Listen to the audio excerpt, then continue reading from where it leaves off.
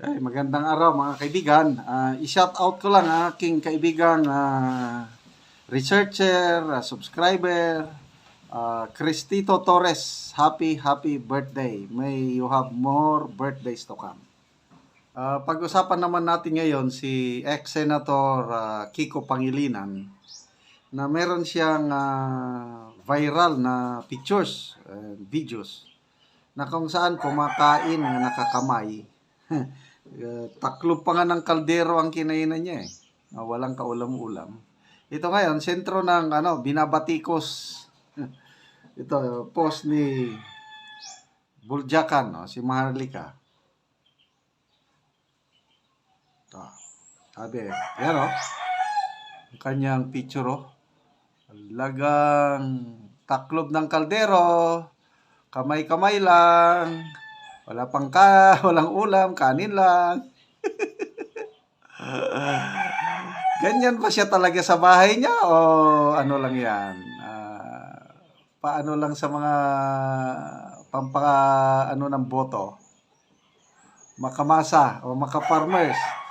Sabi ni Maharlika, ha ha ha, hoy Kiko, diyan natalo si Mar sa ganyan, kahit lunukin mo pa ang takip ng kaldero, hindi ka pa rin mananalo.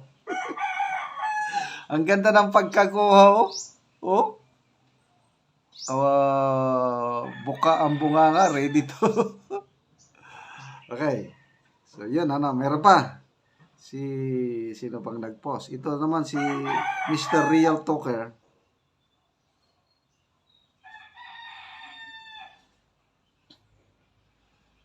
Ito.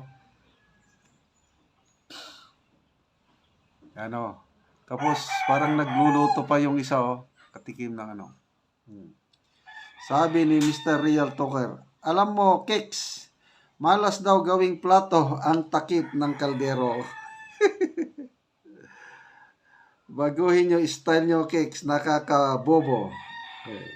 Ito, ang tunay na, yung talagang tunay na farmer, si ex-DA Secretary Manny Piñol. Grabe ang kanyang patama kay Senator Kiko Pangilinan. Sabi niya, okay, isinare ng Paulo Duterte supporters. Kinakamay pa ang kanin na may halong sukat asin. Hindi napigilan ni former DA Secretary Manny Piñol na patamaan ang mga tumatakbong mga politiko ngayon dahil tila nagpapanggap na mga makamasa para lamang maipakita sa mga magsasaka at masang Pilipino na sila ay kaparihas ng mga ito. Okay. So ito yung exact word ni DA Secretary, ex-DA Secretary Manny Piñol.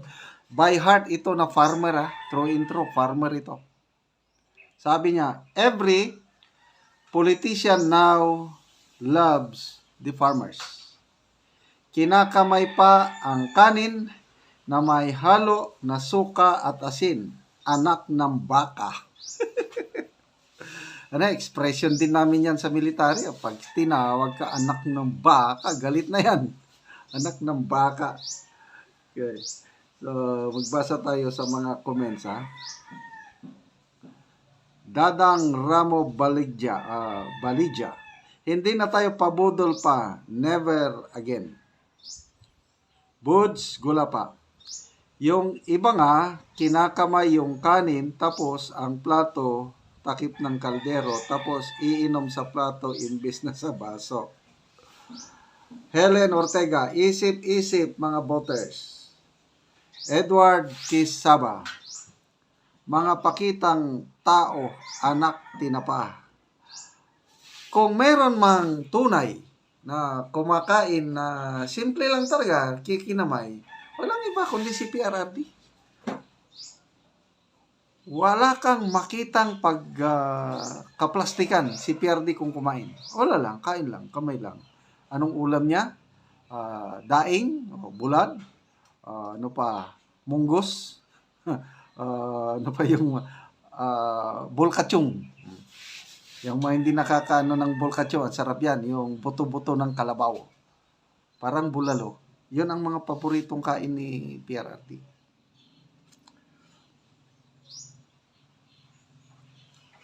Aurora Matutina, be yourself, dear candidates.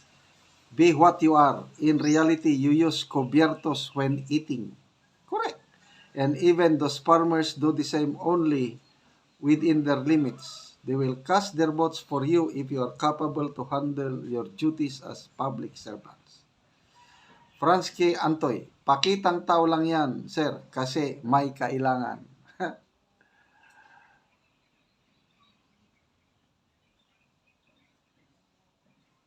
Archiver Nebla, terminong kunwari makamasa, pero kahit kailan walang pinag-awayan sa Kongres at Senate kung paano pa unlarin ang buhay ng maralitang magsasaka. Okay, speaking of magsasaka, alam niyo yung ginawa ng administrasyong ito, yung Executive Order number 62, binabaan nila ang taripa ng imported rice. Kawawa ang farmers.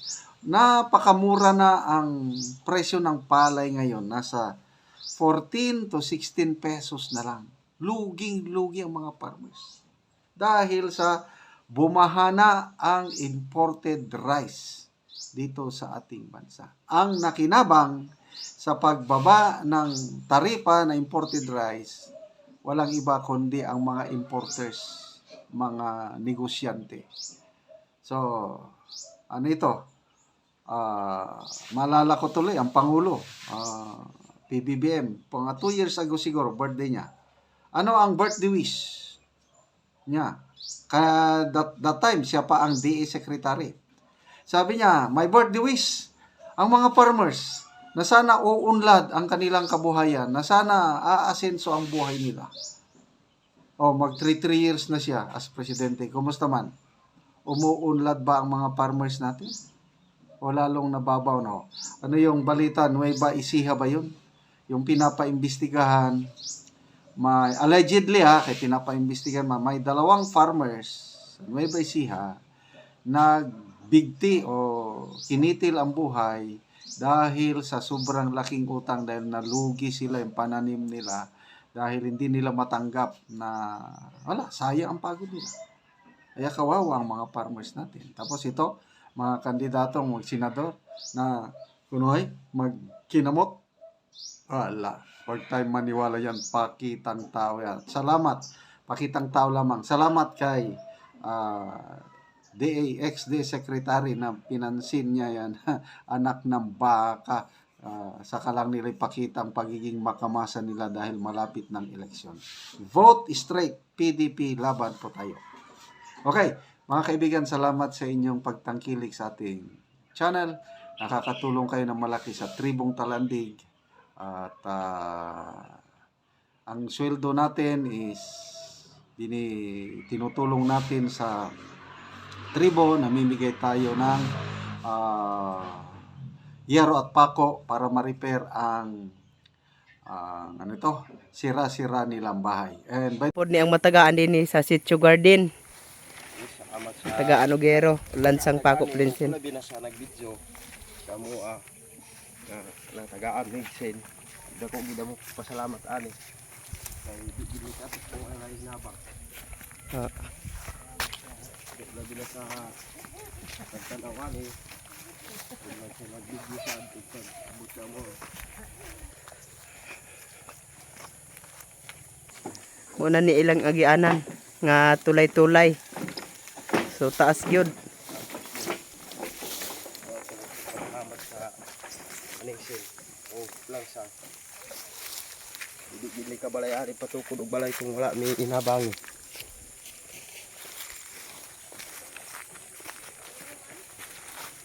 Salamat.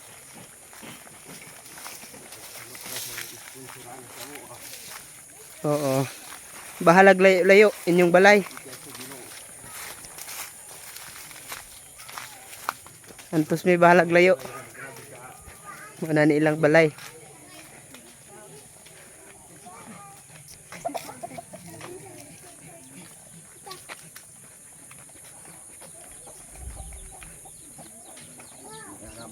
kay iligda na lang magsin aning ginabang sa mo O na ni ilang balay. ani among balay. So kuha na gyud makita na gani ang mga bangag kawayan ng intawon ang ilang balay og ang ilang lungaganganan. Naras Mo na ni siya naalang sa yuta. dagko gid among pagpasalamat sa nag-sponsor ani sa amo og sa nag-antos sa pagbidyo sa amo Hmm. Karon niya unsa imong maistorya nga abot ng imong ngero og mapulian na ning imong atop nga kawayan makatop na ka og sin. Dako gid among pagpasalamat sa Ginoo nga may lista na gid akong atop og sa nag-sponsor ani nga inaot mi nga madugang nga padayon pang hinabang og mailista na gid among atop og salamat sa nagtan-aw sa video og sa nag-sponsor ani og tag-video nag-antos diri sa amo nagsulod nga ani sa among sitio garden nga bikid kayong dalan o ang tulay. Oo, bisag layo magantos. Sa layo nag-antos sila. Dako mong pagpasalamat. Sige, salamat sad kayo. Salamat.